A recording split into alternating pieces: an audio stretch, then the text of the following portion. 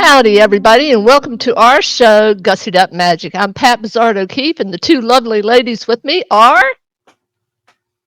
I'm Ashley, and I'm Missy of the Connor Sisters and also of the Three Appalachian Witches. And we're glad to be here. We're glad to give you some gussied up magic this wonderful Sunday evening in the South. All right, now there's going to be listeners out there that don't know the meaning of gussied up, so I'm gonna give that one to you all. What does gussied up mean? It'd be like this. I know. Hold on. We're taking Really? it back because I done said this on the first take. I look like now. This is not all the way gussied up.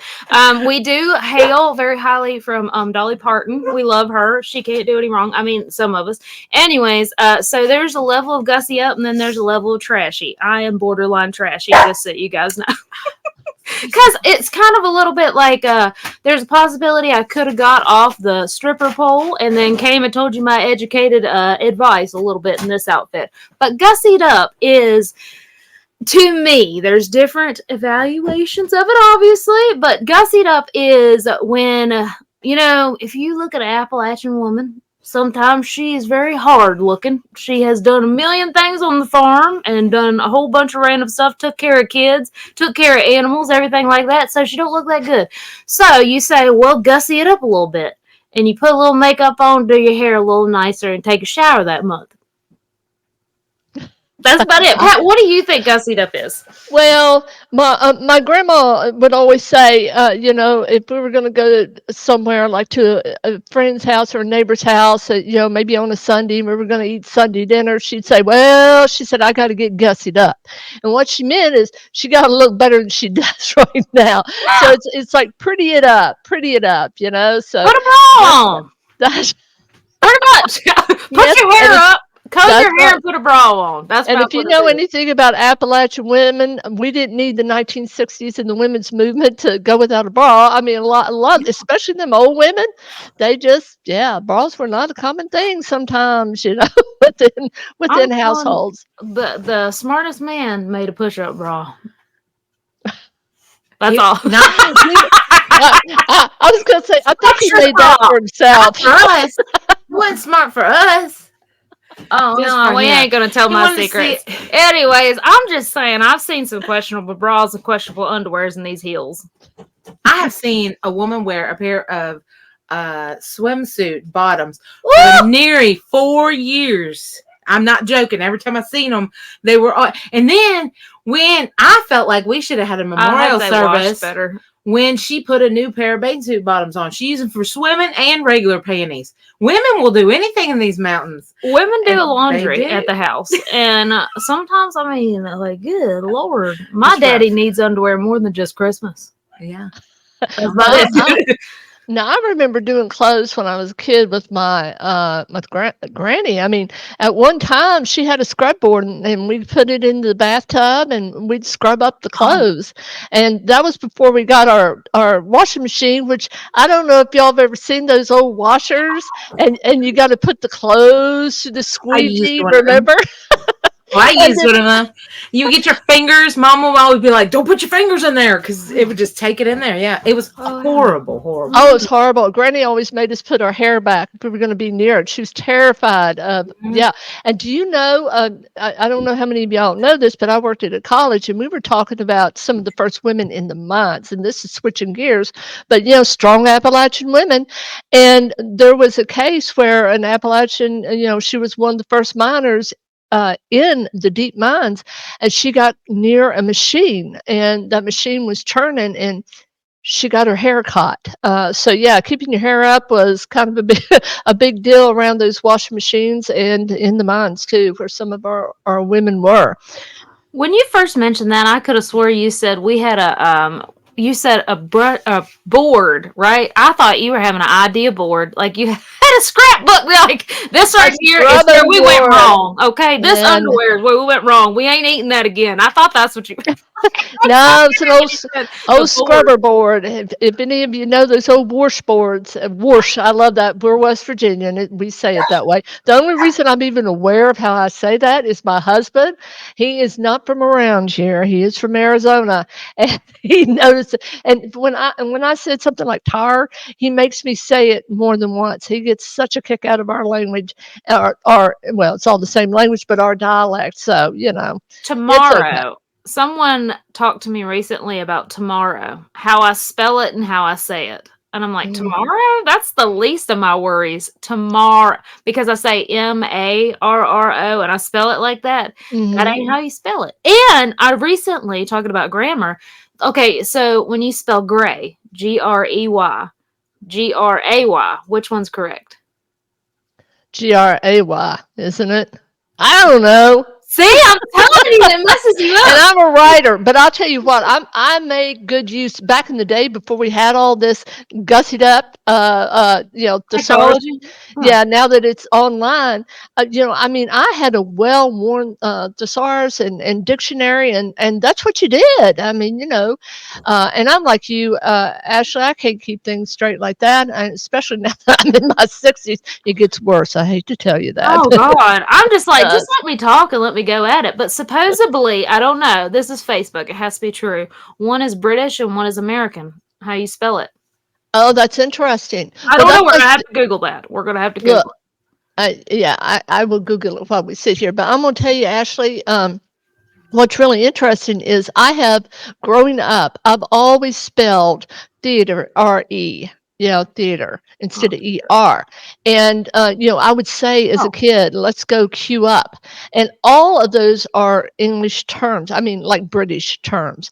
And I had a friend who is into past lives and, spirituality. And he said, Pat, there's no doubt. He said, your last lifetime was as in England. And I could definitely see that because even now, writing and having written those words over and over again, I still have to pause and do it in the American way, which is ER, which is interesting. that is a fun thing to even talk about, like your dialect and how things are. Because at our symposium that we actually did, I think we already had a show in between there and the symposium, right? Or am I crazy? Uh, Did we talk about the symposium? we haven't talked about symposium. Do you want to mention that? Well, Some what of the I things like that it. we're doing. It reminded me because of one of the guys came up to me that was in our symposium, was like, I can't explain it, but my ex-wife, we're divorced now, and he told me that, and I was like, well, you should have got her to film you. He would sleep, and when he did, he would have sleep apnea, and he would speak in full German. Yeah, And I was yeah. like, that right there, I would say that you had a past life in Germany and things like Sleep that. So, apnea or sleep paralysis? who knows? I didn't talk Well, to him that long. I was trying to get out of there. I was hot. I was tired. It was an interesting story, though. He was a delightful guy. But yeah, so it's interesting to think maybe like those little sayings and dialects are mhm, actually contributed to your past lives. mhm. Oh, I agree with that. I believe strongly in past lives and the influence that they have and have had on us. Um, We've got a lot of stuff coming up, though, don't we, girls? And to let everybody know, we're still going to be active as ever. We're just going to in a little bit of a different direction after the first of the year, but you're going to see us out there. Absolutely, at the convention. So we hope to see you there. But yeah, let's see what we've got. Oh my goodness, we've got. Well, we have Ohio. We've got Marietta, which is Haunted Marietta. That's coming up, and we are going to be there on September 28th. On October 9th, we've got something special coming up at Northeast State Community College. I hope some of you all can join us. And do you all want to talk a little bit about that, about what we're going to be doing there? Well, we're just there's a little show that we were all part of, and it was called Season of the Witch. In Season of the Witch, it was a documentary that was filmed right here well, right there in little Bristol, Virginia. Everybody was local to the area and stuff like that. And it's pretty neat because one of the ladies from Southwest University saw us at a con very local to there. And Pat went on and said, "Hey, you like what you see? You want us to come talk at your school?" So we get to go down there, and it was so amazing last year. Of course, they talked some about the film that you could see on Tubi, and you could see it on Amazon, and I think it might even be on YouTube somewhere out there. Roku channel has it. That is really big, really cool. Also, that Tubi has it is really cool. But in that, we get to go talk to the students, and that was the amazing part, wasn't it, Pat? Like last year, we got to go. Unfortunately, Ashley couldn't come because she was working her regular job, her muggle job, as they say.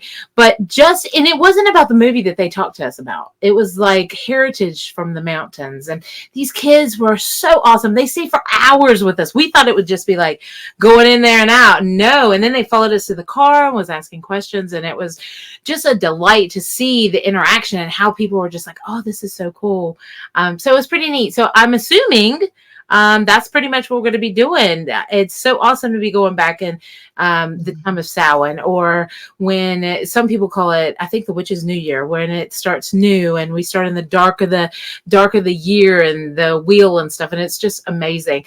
So I'm excited to go back. I'm always excited when we get to go to colleges, because that's fresh out the gate. They're making their choices. Not to say that there's not older people there, but there's more younger people there, and it's okay to have different cultures coming from these mountains. So I love it. I love going to schools. And on October 19th, we will be speaking at Scarefest. Yeah. So we're especially excited about that. Last year, we really had a packed house, and we have something really, really sweet for those who attend our presentation. We have little spell kits for the first 100 folks that show up. So we hope, we know we'll have those 100 people, but we hope amongst those that, that you'll be there. And is there anything else you'd like to say about that, Ashley? Obviously Scarefest is always the best time ever. And also, even when you're an adult, you can appreciate the Halloween season when, at these conventions. Like me, that's pretty much going to be my Halloween. I get to do horror shopping, and if I want to cosplay, do that, see costumes. I mean, it's a great time, so I always love going to Scarefest. So another thing, and a little show I wanted to bring up, because if you can't find the documentary that we were a part of, just put the name in and then search it on Google. So that brings me to my next train of thought. I just recently started watching a series that's called From. Have you ever watched this, Pat? Yes, love it. Okay, don't tell me too much, because I'm not telling you anything. It's so good, and it's so intelligently written, and the characters are so well developed. It's so good. That's what's gluing me in, because it's a little bit slower than I wanted it to go, but it gives me intriguing factors. Especially, they have an amulet. Misty hasn't watched it yet either.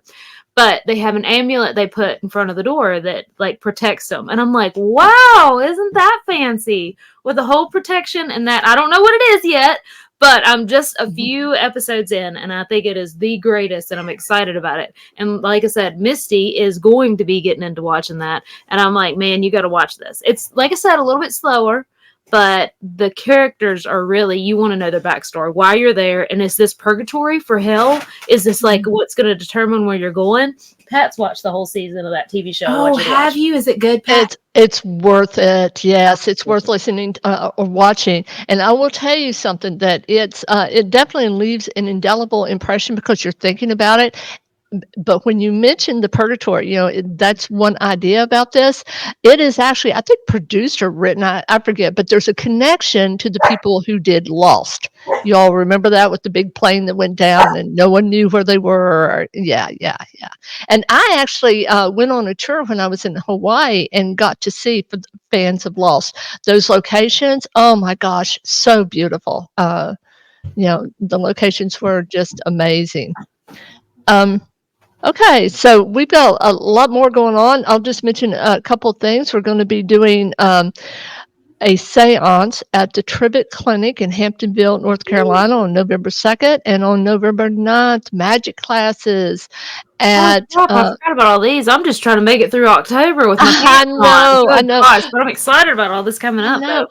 Well, and we have a couple of other things coming up too. On September 6th, we are going to be on Dr. Mark Handy's NPR show, National Public Radio. And the show title is My Health. We're going to be talking about Appalachian ways and natural healing and that sort of thing.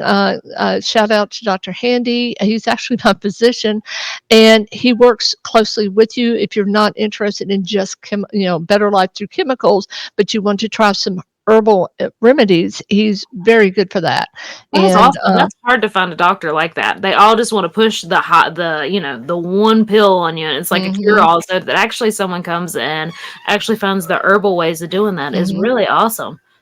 Well, and I'd like to mention too that he is going to be. He's one of the people that that we're interviewing for the documentary. There's Magic in the Mountains. He is a descendant of Appalachian granny women, and I have found that many people who have that connection have really went into the medical field or the healing arts in some way.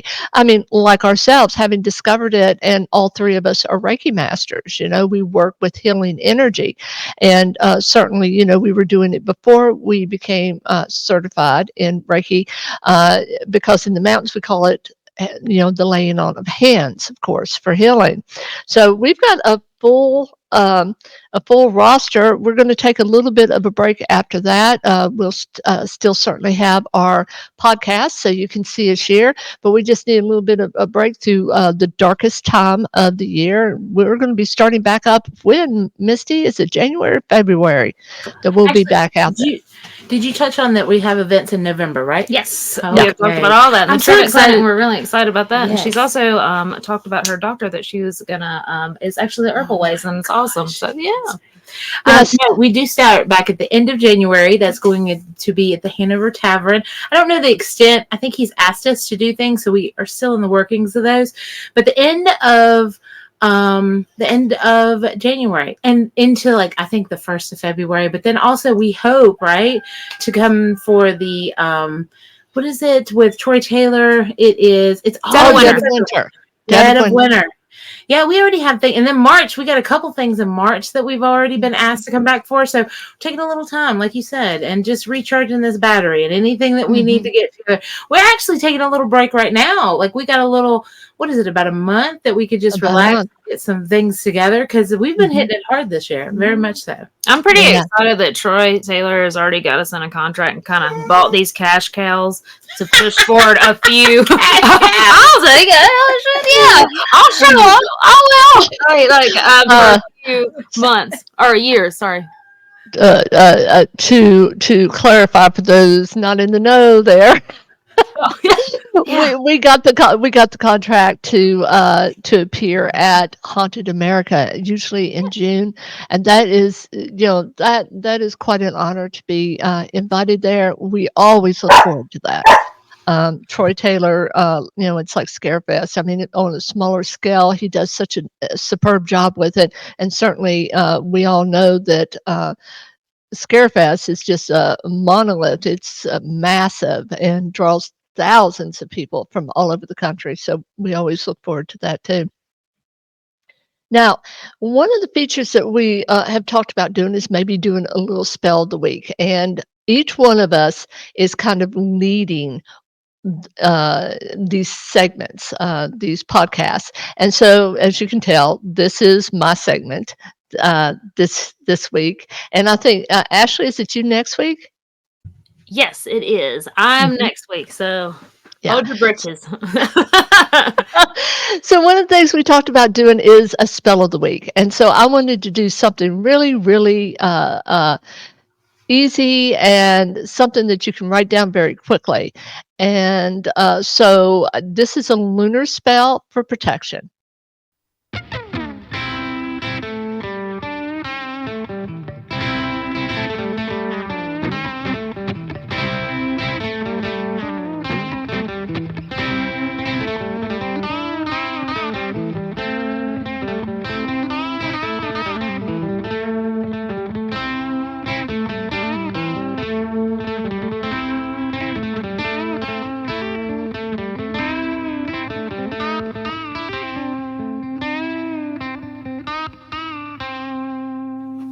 All right. And so to do this spell, you take any form of jewelry. It can be a bracelet, it can be a necklace, earrings, whatever, something that you'll keep on you and that you can use for protection. Now, you can add to that with, like, I like silver jewelry. Silver jewelry, it represents the feminine, it represents the moon, so it resonates with me.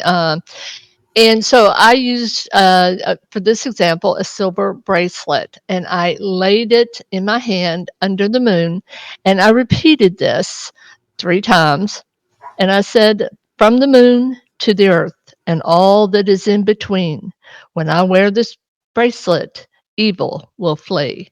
And I'll repeat that once more for those of you who want to write this down.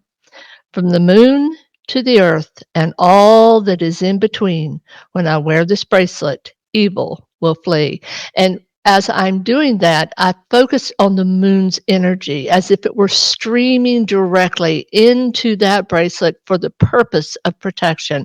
And I use that, especially if I feel that there's negative energy around me, I'll wear that bracelet for protection. So very simple lunar magic. You might want to try this, and you can replace the word bracelet with necklace, earrings, whatever you want to wear. You could also do that with your undergarments too. I've done that for dates. I mean, I'm telling you, you can do more persuasions and different ways of glamour magic. I mean, nobody can say I am not personality gifted. Nobody can say that you're not. That's for sure. Beautiful too, beautiful and personality gifted. But all right. So that's something that Ashley's going to bring to you next week, is one of her favorite spells, something that's worked for her and that she wants to share with you all. So hopefully on a weekly basis, we're going to be offering you that. Now, one of the things that we're going to start doing too, we want to do a video response. And this video actually shows a response to someone who uses crushed eggshells in a hex spell, if you will. They used or put a combination of things in, like I can't remember, but things that would make sense would be pepper. You can use cayenne pepper. You can use black pepper, whatever you want to put in there. You could put briars in there if you want to, if you feel drawn to do that. Anything that stings, anything that's hot, you can put that in there. You can even put a little vinegar in there because, that spice, that anger. You can put your own urine in there. I probably wouldn't do that because if it's found, it's easier to use against you. So you would have to be very, very careful in how you deliver that. Some practitioners feel that they need to deliver spells very close to the person. I'm an energy witch, so I don't use these. I focus my energy and I push, but I can promise you that I don't like just getting back at someone through magic. It would have to be substantial. In fact, there's very few times in my lifetime that I have done that, really pushed energy. And I saw a pattern when I was young that I get results. In fact, that's one of the things you want to look at in your magic. Are you getting results from your magic? If not, it may be something that you need to look at, maybe changing in some way and looking at what you're doing, and always go with your intuition. It's always good. You can have someone's recipe, if you will, for a spell, but you may need to put something in there for you that will resonate more for you. But anyway, that's our spell of the week. And Ashley? I've been offered, now, you're in an odd witch people and friends like that, and they know, and you're out at a witch, when they message you and they're like, hey man, we're doing this bad spell. You want to come pee in a jar with us? I'm like, no, everybody else peed in that jar. I'm not peeing with you. I'm okay. I'm like, I'll catch you on the next one, guys. Catch you on the next one. I just don't, I can't say I wouldn't pee on something, but I don't want to share pee with everybody else. And that's just, and then think about if you want to undo your spell, then you got to dig up somebody else's pee, and that's hot in that jar. I'm just going to tell you, I gotta think ahead. But negative type things in any spell work like that, you pretty much, like, of course, all that. And then I've heard people use rusty nails, different things like that, or anything that they felt negative at themselves. Even different animal parts, like one that you think personally is so terrible, then you can use that in there. And I always want people, like you were saying, using their intuition, because I can absolutely sit here all day long and Google and dust off old books I found in some old crappy used bookstore and write the perfect spell, but it means nothing to me, and I'm just reciting backwards and forth what I read online, then it's really not gonna do very well myself. My question is, in this particular spell that's shown in this video, it shows using crushed up eggshells. Now, eggshells are usually used for protection purposes. But my question is, if a practitioner were to crush those shells with the intent of doing harm, of crushing the protective measures that another individual may have cast around themselves, could you use that particular element, well, I won't say element, but that particular substance for a hex spell rather than a protective spell? That's actually kind of interesting. That's a good way of thinking of that. I like that versatility. I can't even say that word, but I like that idea of that you're breaking down their walls. That's a really nice. I did not consider that. That's a good perspective, because when you do a hex jar, sometimes you put things that are jagged, like glass. We didn't mention glass. Glass, anything broken. And you can even break glass to break somebody's mentality. So the egg is like the egg of life, right? You use it for somebody. But if you do break that and you think of them, or you put, like, say you wrap their name around it, like in a petition or something like that, once those things break, that would be really good. Honey is another one. You can use honey for, of course, a honey jar, a sweetening jar, something you want to just sweeten the situation. But if you're doing a hex, one of the things is you could take somebody's name, right? Write it down on a piece of paper, how many ever times, whatever you feel, put it to the ground, take a nail, hammer it too, but dip that piece of paper in honey before. So when it goes into the ground, and ants will come to that, right? The sweetening of it. It will eat them up, meaning it will eat their mentality, their what they're putting out in the world. So honey can be used to also curse people. Yes. And then to think about the egg, could you actually use the egg to make them infertile? Because the egg is fertility. It is a child, is things like that. So if you take that away from someone, would that make them, is it barren or not barren? Is that with kid or without? I have spells where they will take and just tap the egg and bring the insides out. That would be a very good idea to be able to use to make somebody barren. That went dark really quick. I didn't think of that. Delightfully dark too, didn't it? Well, I like this whole idea, because so many practitioners that I see, especially on TikTok and those sorts of places, they have hard and fast rules. Right. And yet my experience has been that rules, number one, are made to be broken. Yes, I'm a rebel. And number two is that in the hands of another person, with their intent and with their goal, their magical goal, that could result in a totally different outcome than someone else, right?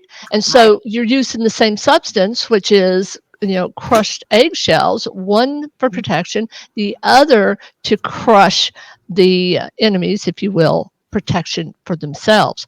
And so I agree with that. In magic is magic. And that means that, yes, if you are if you're a magician, ceremonial magician, there are exact steps that you are supposed to take in your magic. But I'm an eclectic practitioner, if you will, an eclectic energy witch. And so that would not work for me. It wouldn't. If I had to do this, this, and this, to me, that's taking my intent and my focus off of what I need to do, which is to meditate and to bring that energy together and then to focus that energy and release that energy. And we're all different. Not one is better than any other. We're just all different. So I think we're in agreement on that, aren't we, ladies? That it depends on the practitioner. And it also depends on the practice.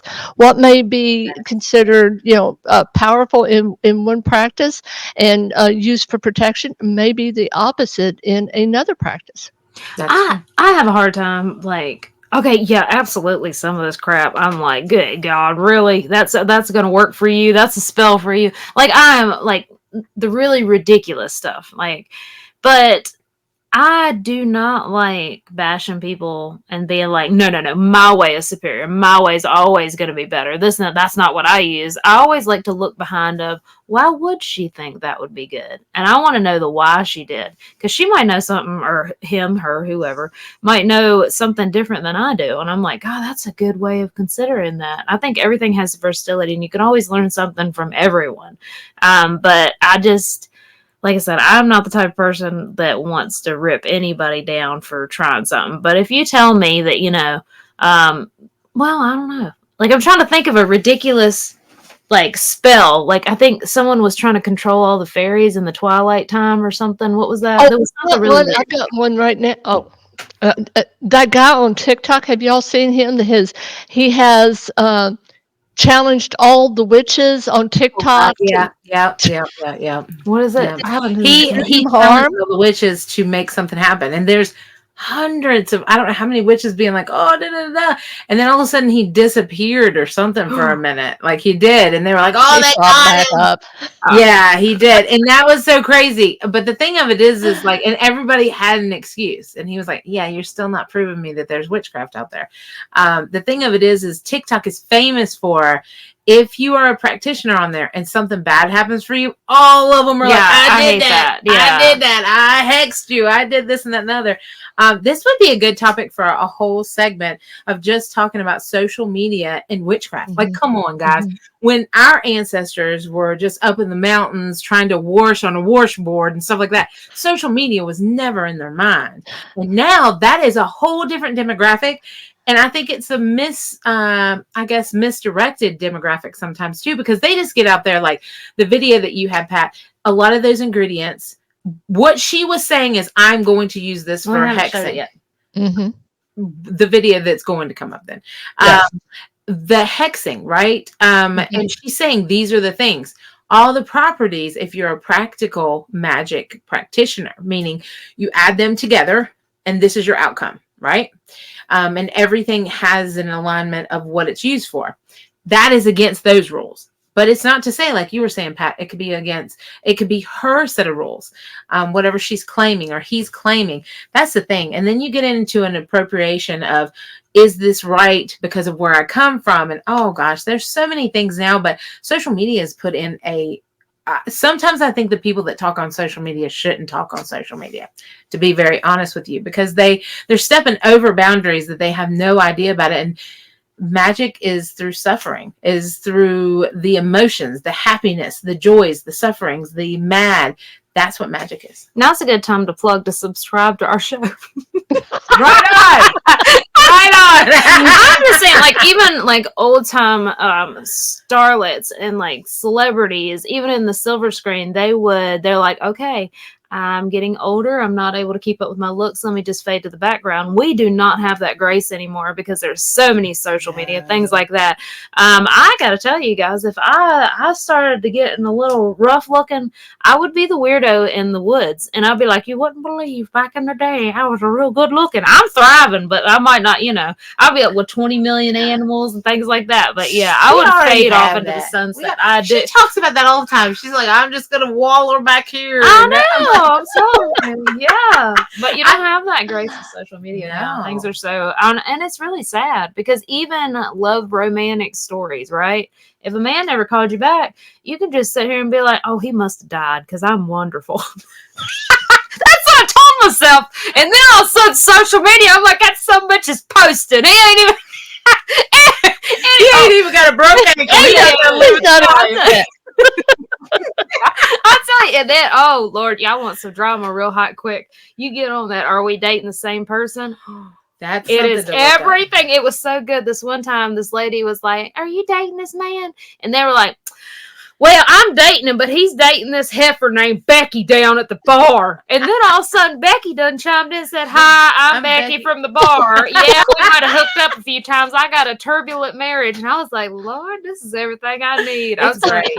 I highly suggest that one. That was anybody. Good. That's what y'all need to go look up on Facebook. You can get in them groups. It's like, are we dating the same person? I've had people send me stuff on them. I hooked up with some guys on there. We dating the same folks. And they're like, he's a whore. He's around all Roanoke. I'm like, here, I thought I was special. So imagine, like, that's your social interaction. Imagine what witchcraft is in. You know, we should start a page that's like, are we in the same coven? I don't know about coming. Are we casting the same spells? Yeah. Are we casting with the same people? Yeah, that's what we should like start something like that. Yeah, because it's nasty, y'all. I just be eating that up like Jerry Springer. God bless him. He ain't. That's my new Jerry Springer. Is that are we dating the same folks? Yep. You know, Jerry Springer. It's interesting because I have to admit he brought a part of America out that a lot of people were not aware of. Yes. If you know what I mean. I mean, he was an interesting guy, and he made a lot of money doing it. He was controversial. He found his niche. He did, and I got to tell you something. There's not a single person that didn't love Jerry Springer. I don't care. Like, he made everybody feel okay. Like, when he talked to him, he was like, come on, guys. And he had a way of delivering. He was also the mayor, I think, of Chicago or something, wasn't he? Cincinnati. Yeah, and he also went on to be like Judge Jury and stuff like that. Like, this man was very. Judy? I thought it was Judge Judy. No, he like hosted a lot of things. Like, he would do all kinds of stuff, and he really, he like was very intelligent. So when you see people who are like, it looks like a hot mess, there's a lot of planning. We always say that there's a lot of planning behind hot messes. I'm gonna tell you what, like, he is the beginning of a three-way call. If y'all ain't never been a part of that, when you're like, oh, what do you think of, you know, Timothy? And then Timothy's on the silent line, and then you'd be like, well, let's bring up Timothy right now, and he'd be like, you know, and say that. So yeah, three-way call. That was a high school thing. Oh God, but I love that. I want to use that line one day where it's like, is that the way Nate feels? Do you know how Nate feels? Well, bring him on back. He's backstage. He knows everything. God, I want to do that. I'm gonna have to do that on stage one time. Oh my goodness! Well, I'm telling you right now, his protege. Remember his bouncer, Steve Wilkos? Oh God, what is Steve doing now? He still has a show, doesn't he?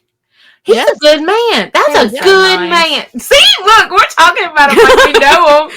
They might as well. I mean, they were on our. He's still got older now. It doesn't matter. These are good people. These are good people. Trying to hook up with the fella. You know, I love it. No, he's too old. Well, you know. Hey, if you like them old. Oh, he's older and grown up. I always wanted to go to Jerry Springer show. I never made it. Man, we should have. That's a missed thing. I just thought he was going to live forever. He was just so great. He was. That's like Richard Simmons. You were talking about how people just fade away and like social media and stuff like that. Richard Simmons recently passed, and Lord, I was sweating to the oldies all my teenage years with him. I was just talking about. Go ahead. Sorry. He literally chose to step away. I don't know if y'all know that. He chose to step away, and he was like, I'm not going to do interviews on it. He knew that it was kind of like a cat. He was just like going to step away, and he was going to pass gracefully. And there's all kinds of tabloids. Yeah. There's a lot of people that are saying, you know what, guys? Betty, who is that pinup girl? Betty Page? Oh. No, Betty Page. Yeah. I think her name. She wouldn't even leave the house. Beautiful. She had like the little bitty like bangs, and she was like just sex kitten. They were like, where'd she go? And she literally boxed herself. And that's before social media. I think isn't she the one that paid people to go get her groceries? They would like deliver to her and stuff. Amazing. But social media has got so intrusive. You know what I'm saying? Are you aware that Pauly Shore, I just got told by this, my ex-friend that I'm hoping to get back, maybe, possibly. Anyways, he, probably not. But anyways, actually, Pauly Shore did a Richard Simmons. And nobody knew about it because Richard Simmons hated it so much. Oh. It was one show they were going to do one about him. I hope they do come out with a show of his I life. hope they do. I love now, Richard because that little Simmons. guy. I mean, that's what I'm saying. Like, Slap it like a pony. Just do that. Oh, God, it's great. I need somebody in my life that just cheers me on like that. He had a lot of positive energy. Yes, he did. He did. Yeah. And it was so cool though. But that's think about that, guys. Like how intrusive social media is, how it is enhanced the craft where we're still in the mountains. Mm-hmm. Like if we all unplug, people probably think that we're out there all the time. We aren't actually. If lately we've been kind of stepping back because of home things and things like that, all of us, and we still have to get a little bit out there on social media. People believe, I mean, just think like how much I know we were talking last weekend, there's like covens that are just online, you know, and we're out here just living the good life in these mountains. I don't know how good it is sometimes, but you know what I'm saying, and just keeping that practice alive. Wonder how many people actually practice instead of just on social media saying they practice. I wonder about that. Do y'all ever think about that? Like the pretenders?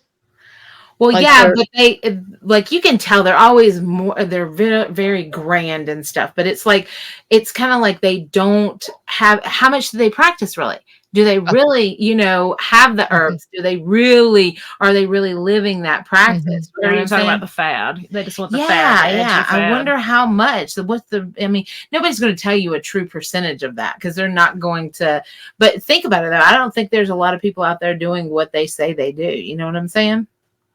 No, I know exactly what I call them, the pretenders. You know, it's like people who really aren't psychic or have no psychic abilities, and you see the right here, Pat. I was like, I need to take a drink on that because I could have a whole show on how to find a faker. But you know, I know. It is sad too. I mean, I have seen several, and just seen the disappointment in the people that they were reading for, and then what you get if they decide to read with someone else, they come in extremely cynical, and what they do when you come in cynical to a reading, you're cutting yourself off. Right. You're not allowing yourself to connect, and excuse me, it becomes more difficult for the reader to connect with you. That's true. We have there was a little lady that used to come all the time and get readings from us, and like there was a shop opening and all kinds of stuff. She was a beautiful soul, by the way, and I think she's still very amazing soul, even though I'll probably never see her again because she started going to a little shop around the area that we had went and read at, and there was a reader there that she'd go to every week, and I mean it got weekly. Which, by the way, guys, I'm gonna tell y'all, if you're reading for somebody weekly, you have to talk to them. They are addicted to your advice. They are not living their life. I don't let my people come back. If they're getting different types of readings, you may get a 2-weeker, but I do not, and I'll cut that off quick. You got to be at least a month or more. And I will tell my people this because you aren't letting that energy go. Well, anyway, this little girl was going down there every week and she was scheduling with this reader and she was going, if the one reader wasn't there, she was going to the other ones. When we were coming back in town, she actually said, no, I don't want to come because I've went to him. And she lost disbelief. Do you see what I'm saying? She lost the belief in any teller. She was like, I don't need that in my life anymore. And I thought, gosh, how sad is that? That could be a great tool for anybody who is trying to, and I might have told this story on here before, excuse me if I have, but it's just horrible that if you get in line with a faker, or if you get in line with somebody who isn't genuine or receiving and giving that message the best they can, look how that can, and that girl won't go back to another one. I don't know. I know the type of reader that she was going to, and they kind of talk down to people. And I hate readers that talk down to people, but you know what I'm talking about. They get real preachy and they just tell them what they're doing wrong in their life rather than giving them hope or giving them the truth. And it was just really sad because I really like that girl. And I mean, if I see her, I'm still going to, show as much love to her and stuff like that. And hopefully one day she will stumble across somebody who could give her a message that she's meant to have. But yeah. I don't know. I need to start upping my game. A lot of people use, dating strategies with psychics type thing.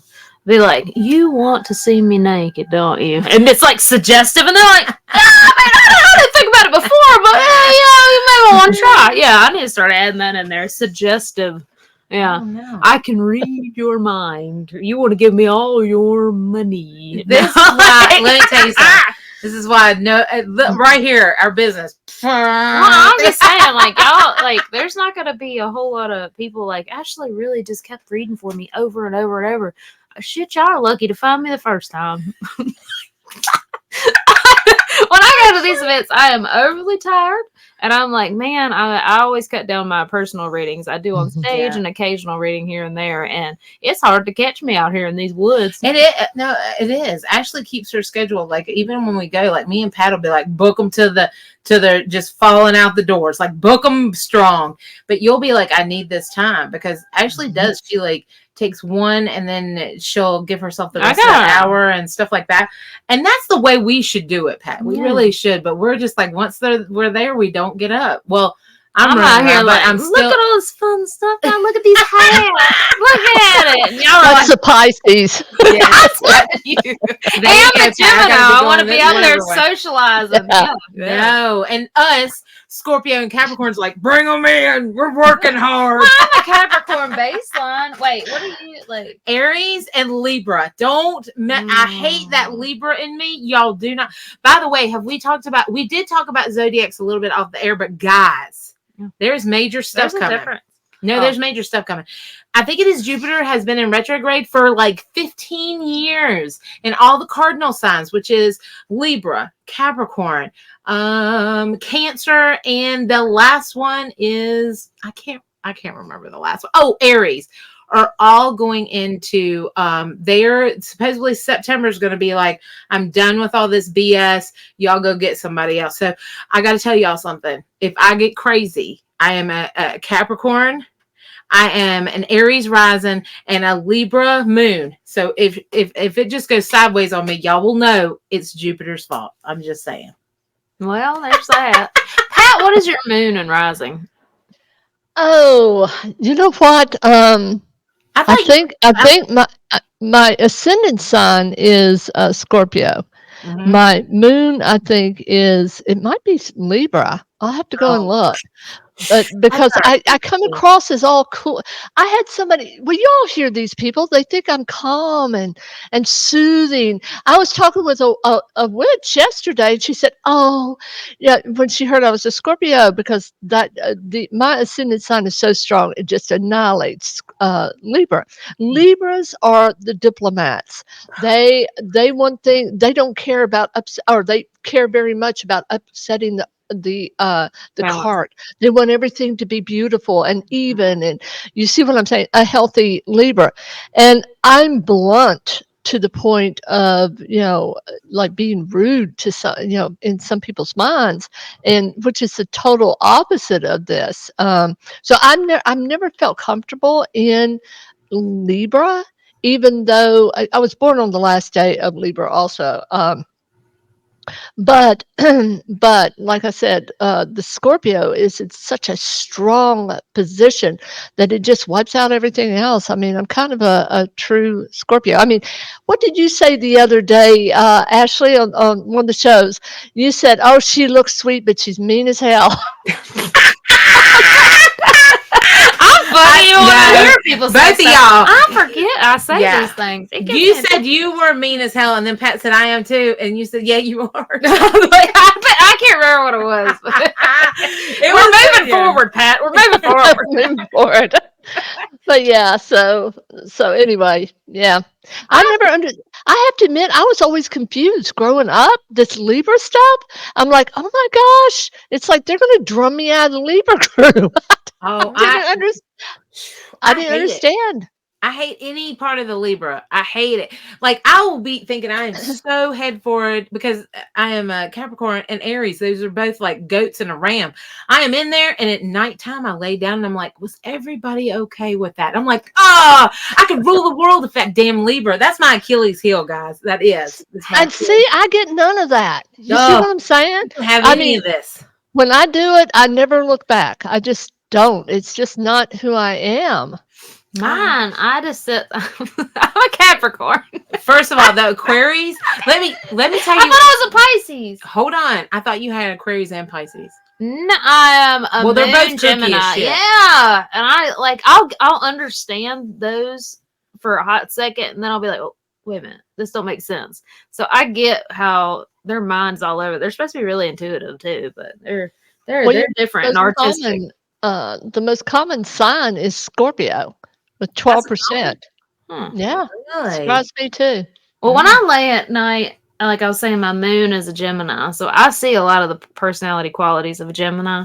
I lay at night and I was like, I really liked her. I had a good time. I was like, that bitch said that. That's exactly how our mind works. She meant to be mean to me. That's how it goes in my mind. And I'll be like, she doesn't like me, but we had a good time, so we're gonna go back around her. But she was a bitch. Like that's how it is. Really, it's like that total flip flop. I'm like, how did that happen? Like we were cool, and she'd be like, but I was thinking of this one word she said. She said the, and I know How she hung on to that the E. Yeah, I know she's out for me, and I'm like, oh shit, here we go. I catch on to small things though. Usually, I'm mostly right. I like. Do you hear this? I'm telling you, that's what I said. Y'all are like, I hope everybody was friends, and I hope I did good. And then I'm over here like, that bitch. I'm telling you, that Gemini. Listen, nobody's in a fight with Ashley. She's only in with her and her mind. Yeah. Nobody. And then I'm too bluntly honest that I hurt people's feelings, and I'm like, what the hell? You take that personal? Oh my God. And I'm moving on to something else. Yeah. So Geminis, I think they are known more of the backstabbers. Not backstabbers. They are misunderstood and their emotions flip flop. They do. They have two different personalities. It's like the sweet and sour kid. Oh, what, Sour Patch Kids? Yeah, they're sweet and they're sour. They have that component, and it can switch on a dime. Aquarians have that air, and they're so strong in in this element that they'll tell everybody that they're going in a straight line, and all of a sudden they'll start to zigzag, and it confuses people, and it makes them, for some people, hard to love. With a Gemini, if you get the best of them, they're the best people, because the best of them is that split personality where they're great, right? But it doesn't usually stay there. They usually vacillate between the two. And again, people really don't understand that personality switch. That's called bipolar. It's called bipolar. Ooh, I'm not bipolar. I just stopped that. No, I get it. Like, I'll be like, this is fine, okay, and what an asshole. It'll be like that for a hot second. I don't think I'm Aquarius. I think I am Pisces, because that's what Jessica is. Because I was like, now it makes sense. Okay. Well, the Pisces are very different. People don't understand them a lot of times. Like, they'll talk and they'll convey, and they think they're saying certain things. But I have been told, if you get an Earth sign and you get them with a Pisces, the Earth sign says there's no other love like a Pisces, because they think differently. So where you would consistently be like, an Earth sign is very consistent, they will jump in and out with like these little treats for them, like would go the extra mile for them and stuff. And they're like, oh wow, this is a different type of love than I'm used to. But they are people for some reason find them they can't understand them. Like Pat was saying, some of the signs. So they either love them or hate them. And when they hate them, they can't, I don't know. It's just really weird with the Pisces. And they feel like they're star children, that they never belonged here. They were from another place. Very artistic, very think of things abstractly. But they do love greatly. The love in them is the emotions with the water and stuff. Mm-hmm. Mm-hmm. So, wow. All right, girls, now we're going to travel down the paranormal path, because, yes, we're witches and we love magic, but we're also very involved in the paranormal, looking for ghosts, communicating with ghosts, that sort of thing, especially in our early days. What was the scariest place that you've ever been? We're going to do our top two. What's the first one? Mine, I'll I'll say the scariest experiences I've done, because I'm pretty sure all of us agree on one location. So I'm not going to say the freakiest place, but I've been encountered in different things when I just started to realize that something was different about me. And I think that was a little bit unnerving, because late at night when you drive a paper out, you don't see anybody there, right? So like, you really learn a lot. And Pat, you are absolutely correct. Your mail person and your mail or in your newspaper person knows so much about you, you don't even realize it. So, and one time I would actually zoom up really fast to try to see this guy in his underwear, because he'd run out to get the newspaper out of his yard in his underwear. And I'm like, I got him today. But anyways, so you learn a lot of different things about people. One time we almost got mugged, and you really see a lot of different stuff. So anyways, I am delivering newspaper to this one mailbox, and I freaked out for a moment because I saw in my rearview mirror like a kid run behind my car, and I'm like, holy shit, you know. And then I'm like, now, okay, I will give you this, that we have shitty cars on the paper route, because you're driving those cars every day for hours delivering these papers. So it's a lot easier to pay a couple $1,000 for a shit car. And then, you know, we don't live that far from the paper route. So then we can just go pick it up, scrap it, take money for metal. That's how it would work. So anyways, so now, mind you, it was an older car, but when I was delivering the papers, it was like the back end of my car kind of moved. And I was like, holy shit, was that my shocks or what? But I seriously saw a little child run behind my car. So it's not necessarily that it was a haunted, scary place, but that it's kind of a nod to there's always experiences everywhere. And other podcasts, I've talked about how we lived in a haunted house and it scared the shit out of us. Growing up, I had an experience I think is the most unnerving, because I didn't understand what was going on. I thought I was crazy.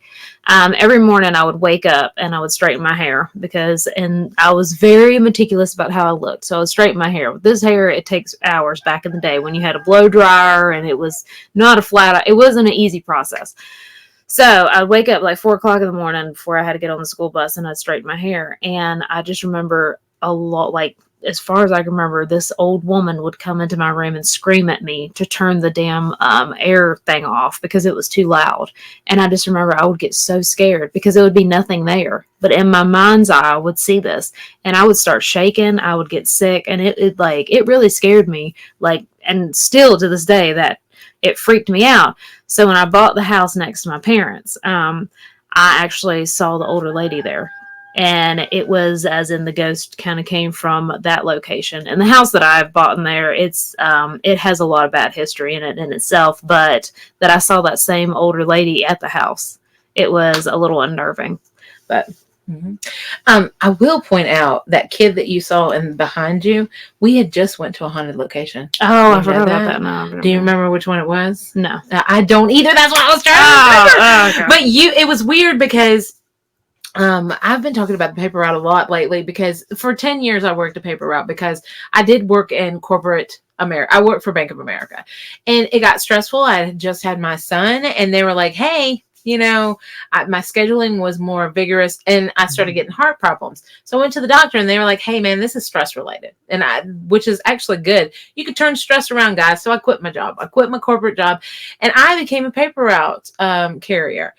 I worked up to like 3 routes a night. That's 365 days a year. So I had her with me a lot. She would take part of the route and I would take part of the route. But I remember that night. You want to know why? Because I called you. Because I was like, I think I saw something around me. And you were like, you will not believe there was kids. And it was like in a hospital gown, right? Yeah. Because I think it might have been Old South, by the way. Damn it! I know. I was trying to go away from that one because I knew. Which, listen, we're gonna have stories about that. That's probably, we all have been there. So, Pat, you have done great things there too. Mine would be Major Graham's mansion, not because it was. I'm not gonna say it wasn't super, super active, right? But I will say that it was a home for us because we came in on a TAPS associated group. And back then they were the ones that ran Major Graham's mansion. And when they did, then, people would come there. We were the home group. Major Graham's Mansion, if you want to look this up, this is on Ghost Hunters Moonshine and Madness, okay? And it's a really beautiful place. They still do haunted things there. They're not going to do that this year, but it's big. And we were cutting our teeth on that, where people were like, let's do home investigations, which there's nothing wrong with home investigations, by the way, guys. But this gave us a lockdown location that we can scientifically look at this. And I'll never forget one day, because being a home group, the leader of the group was like, hey, can you come up and help with these professors coming from Duke? And we were like, what? I mean, this was way back in like 2009, y'all. Like, this was when it wasn't cool to be in the paranormal, right? Like, everybody kind of still laughed at it. There wasn't these big conventions. There wasn't all this stuff. You did have groups other than Ghost Hunters. There wasn't shows on, right?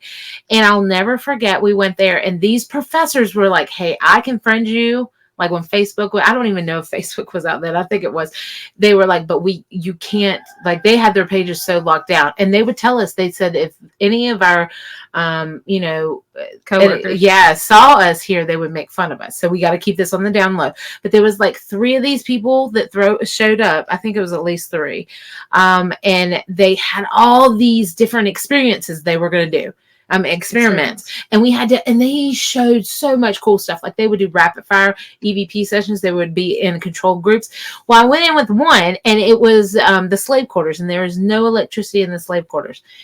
And we got a millimeter to work, right? And the millimeter is a piece of equipment that will, it takes in all the different, things that are going on in the atmosphere, such as like the electric currents and stuff. Well, there was no electricity here, guys.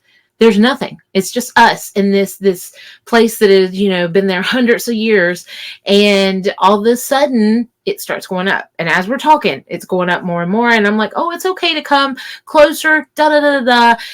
And all of a sudden, I just started crying, and I wanted to call my son. And my son was so young then. And I was like, I need to make sure he's near, and da-da-da. And I didn't know what was going on. And I had to say, and I kept asking her to get closer, and I could tell it was a female, and the meters were going up and stuff. And then I was like, look, you got to back away. Like, I don't know how I got away from that, but all of a sudden the meter went down.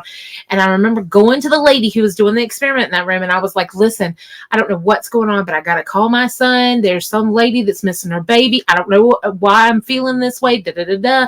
And I was just tore up. You remember that? Yeah. And then they looked at me and they were like, have you talked to such and such? And I said, no. And they were like, the theory is that there was a slave that was there, that she had babies over and over, and they would take them each time, and this and that and other. I had no idea. This is Misty before doing what I do now. Scared the crap out of me. That set in my soul for so long. The feeling of that mother not having that baby. And then, of course, it just spiraled after that. And then here we are. Because that was actually, I was channeling her. She was sitting in me for a minute and even stuff. the EVP said, don't talk.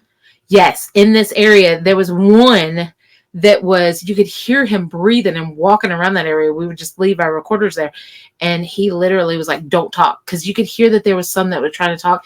And he told him not to talk in that room. And then the next thing you know, we were just off to the races. But that kind of moved me, because it doesn't have to be that it's the scariest place, but it's the one that I kind of interacted with the most. What about you, Pat? Well, we'll wrap up with this one, I reckon. Probably for me, it's Old South Pittsburgh Hospital. I was upstairs, 3rd floor. I think it's room 317. And I was actually there to write a story for Ghost Voices magazine out of the United Kingdom, is where they were located. And I was there with just one other person. And I'll never forget, I was looking at the door, and right outside the door, the 2 of us were in the room, looking outside the door, and I see this mass, this black mass, and it's just swirling. And it gets so dense that it actually covers the emergency exit sign. And I'm like, oh man. And so I see it coming in, but before it does, I feel this little person, and he runs up, this little boy, grabs my backpack and holds himself up like that. He's probably about 4 or 5 years old. It's like he jumped on me. It's hard to describe, but I felt it was a child. It didn't scare me at all. It did take me out of frame of the camera. We were video recording. I go out of frame of the camera because of the weight And then I said, honey, you're going to have to let go. You're just too heavy for me. And when I said that, all of a sudden this black mass starts to enter the room. And I have nowhere, there is no egress. I'm standing there in a room with no other doors. So I know I'm kind of done. So I do my best to prepare. And all of a sudden, I feel this horrible searing pain going down my back from my shoulder to my waist. And I looked at the woman I was with and I said, we have to leave and we have to leave now. And I said, you can stay, but I have to go. And I picked up the camera and started walking out the door. And when we got back downstairs, we were actually staying there that night. She took a picture of my back. I wish I could find it. It's a digital. But anyway, I had 3 like scratches going from one side of my shoulders, starting about there, all the way down to my waistline, just 3 scratches. So, to me, that's the darkest place because 95, 98% of the time I can provide enough protection through energy and through what we do to be able to protect myself. But in that case, it wasn't enough. Oh, by the way, they call this energy the surgeon, and he has been recorded as saying to the other spirits, don't talk to them. Don't talk to them. So I'm wondering if this little boy making such a connection with me, and at the time my children were much younger, I have 2 little girls at the time, that maybe, this energy felt the mother in me at the time, because it was definitely a significant interaction with this little boy. And I knew he was a little boy. It's called claircognizance, just clear knowing. But that to me, because I couldn't protect myself, it was dark. But anyway, I think that wraps our show tonight. We're thrilled that you were with us. What do y'all have to say?